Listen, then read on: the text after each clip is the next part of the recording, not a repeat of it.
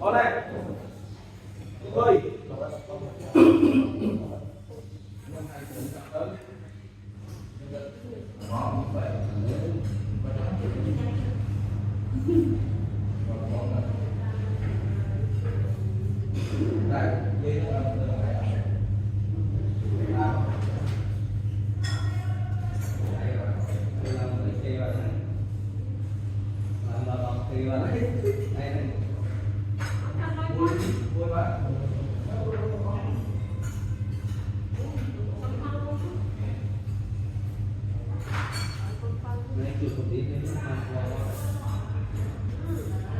hay chúng ta cũng đồ xì chậm chui lên được không? Vậy tôi đi chậm chui rồi ngay trong cái chậm chui nè.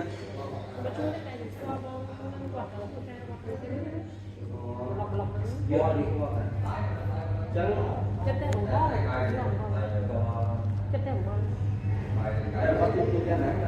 Chui ra bông quay qua thang con tôi nào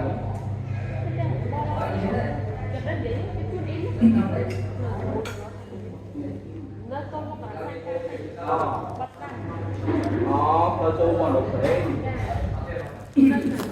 tôi đâu mà ông anh chú chú mà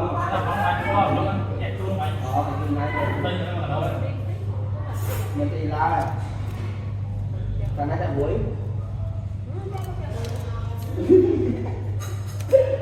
chúng không theo cho buổi này hôm nay cả năm của ai có mà có bóng cao nữa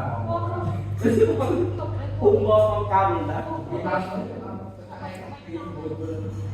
ta cái này chua lúc kiếm nhau buổi này món cái đấy rồi anh ai mà miền ấy ngày nào miền ấy chẳng thể dùng hoặc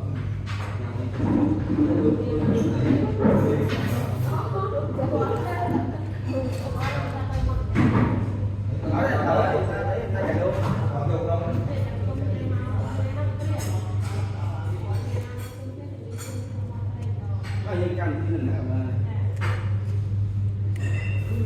mà mở ra